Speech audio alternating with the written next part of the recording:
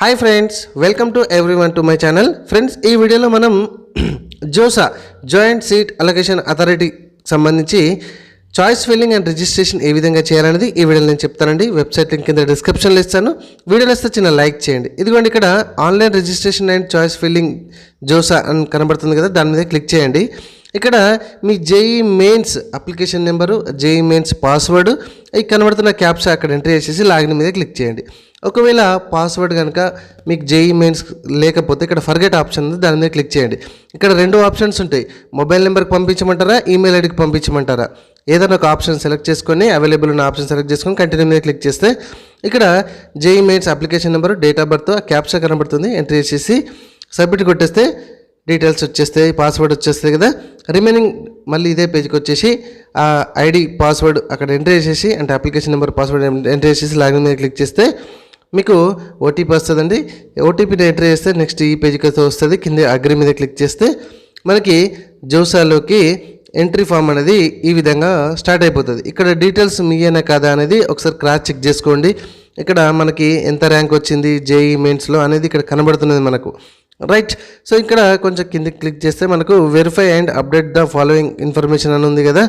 ఇందులో మనకు gender, nationality అని కనబడుతుంది, and passing place of 12th class details ఉంటుంది. Within India, outside of India choose చేసుకున్న తర్వాత అండ్ స్టేట్స్ చూజ్ చేసుకున్న తర్వాత ఇక్కడ డిక్లరేషన్ మీద క్లిక్ చేసి ఇక్కడ ప్రొసీడ్ టు రివ్యూ అని కనబడుతుంది కదా, దాని మీద క్లిక్ చేయాలి.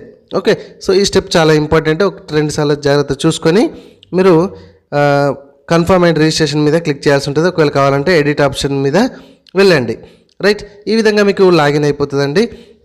ఇక్కడ చూడండి, మనకు టోటల్ అవైలబుల్ చాయిసెస్ అని కనబడుతున్నాయి. బిఫోర్ మనము ఏం చేయలేదు, ఫిల్ చేయలేదు కాబట్టి ఫిల్ చాయిస్ 0 అని కనబడుతుంది, అన్లాక్డ్ అని కనబడుతుంది. ఇక్కడ లెఫ్ట్ సైడ్ మనకి చాయిస్ ఫిల్లింగ్ అని కనబడుతుంది చూడండి. సో రిమైనింగ్ జోసా గురించి step by step upcoming videos అన్నీ చేస్తానండి.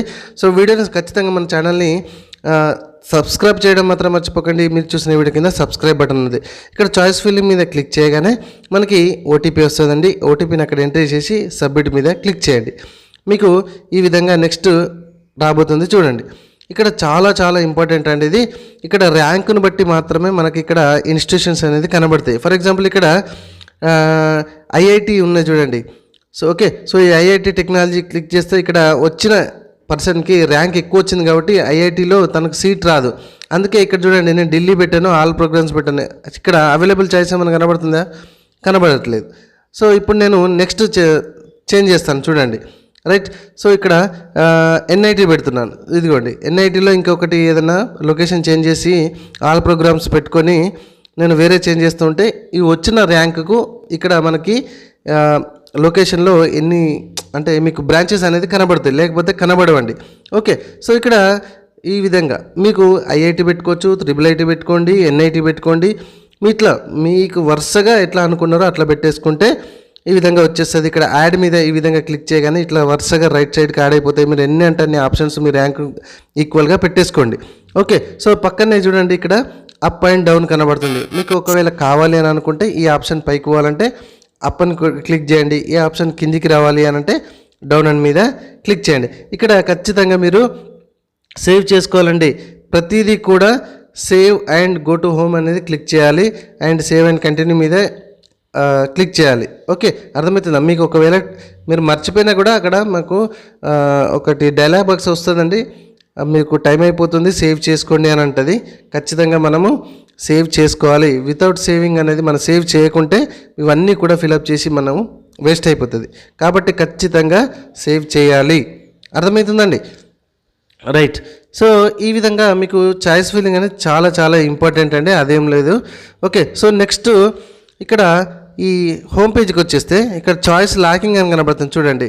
ఈ చాయిస్ లాకింగ్ మీద క్లిక్ చేస్తే ఏంటంటే మనకి టైం ఉంటుందండి. ఈ పర్టికులర్ టైం లోపు మాత్రమే మనకు లాక్ అయిపోతుంది ఆటోమేటిక్గా. అర్థమవుతుంది, ఇక్కడ మీకు ఎప్పుడు లాక్ అవుతుంది ఏం కదా అనేది క్లియర్గా మీకు అక్కడ కనబడుతుంది. ఓకే, సో ఇక్కడ డాక్యుమెంట్ అప్లోడ్స్ కానీ లేకపోతే మనకు ప్రింట్ చాయిస్ ఫీల్డ్ కానీ ఇవన్నీ కూడా కనబడుతుంటాయి. మనం కూడా లాక్ చేయడానికి ఏముండదు, ఆటోమేటిక్గా లాక్ అయిపోతూ ఉంటాయి.